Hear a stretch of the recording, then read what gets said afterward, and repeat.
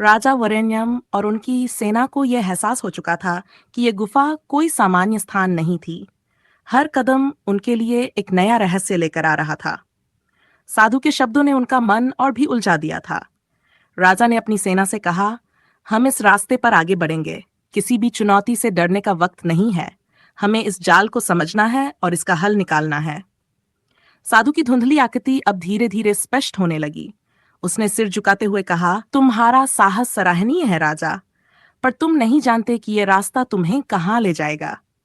राजा ने दृढ़ता से जवाब दिया, जो भी होगा मुझे अपनी प्रजा और अपनी धरती की रक्षा करनी है। मैं हर चुनौती का सामना करूंगा। साधु मुस्कराया और अचानक एक तेज रोशनी से पूरा रास्ता भर गया। सभी की आंखें चकाचौंध हो गई और जब रोशनी कम हुई तो सामने एक विशाल दरवाजा दिखाई दिया जिसे अब तक वे नहीं देख पाए थे।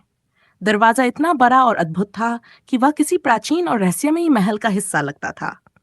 राजा ने कदम बढ़ाया और दरवाजे को हल्का सा खटखटाया। अचानक दरवाजा खुल गया और एक अद्भुत दृश्य सामने आया। ये एक स्वर्णिम महल था जिसमें हर दीवार पर भगवान के चित्र थे। वहां एक अजीब शांति का माहौल था। साधु ने राजा को देखा और कहा, यह महल तुम्हारा है राजा वरेण्यम। यह तुम्हारी असली परीक्षा का हिस्सा है। तुमने अपने साहस और सेवा का प्रमाण दिया है। अब तुम्हें अपनी पहचान का राज जानना होगा। राजा की आंखों में अब सवाल थे। उसने पूछा, क्या मतलब है तुम्हारा? यह महल मेरी पहचान से कैसे जुड़ा है? साधु ने गहरी सांस ली और बोला, तुम जानते हो कि तुम्हारे राजकुमार बनने के पीछे एक रहस्य था। यह महल तुम्हारे पूर्वजों का है। तुम्हारी शक्ति और वीरता इसी महल से संबंधित हैं। तुम्हारी पहचान केवल राजा होने तक सीमित नहीं है। तुम एक विशेष वंश के हो। राजा को अब समझ में आ रहा था कि साधु का अर्थ क्या था। उसने और उसकी सेना ने महल में कदम रखा। जैसे ही वे अंदर पहुंचे, राजा को एक सोने का सिंहासन दिखाई दिया जिस पर एक स्वर्णिम मुकुट रखा था।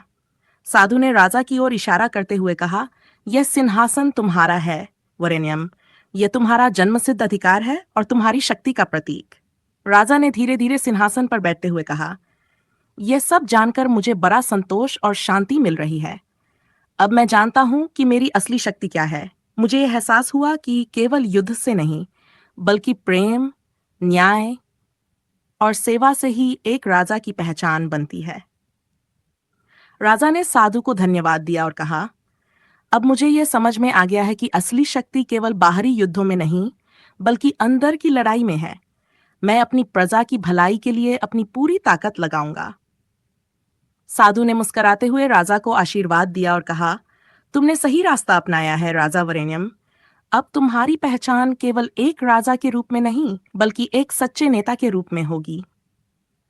राजा वरेण्यम और उसकी सेना ने वापस अपने राज्य की ओर रुख किया। रास्ते में उन्हें कई और खतरनाक चुनौतियां मिलीं, लेकिन अब राजा को यह एहसास हो चुका था कि वह किसी भी चुनौती से डरने वाला नहीं था। अब उसका उद्देश्य केवल अपनी प्रजा की भलाई और शांति की स्थापना था।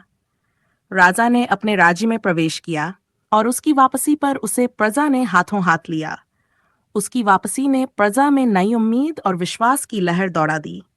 राजा वरेण्यम ने अपनी जनता को संकल्प दिलाया कि वह न्याय और सत्य के मार्ग पर चलेगा और हर व्यक्ति की भलाई के लिए काम करेगा। कहानी आपको अच्छी लगी हो तो आप वीडियो को लाइक करके कमेंट में लाइक और दिल जरूर भेजें। बोलो जय सिया राम।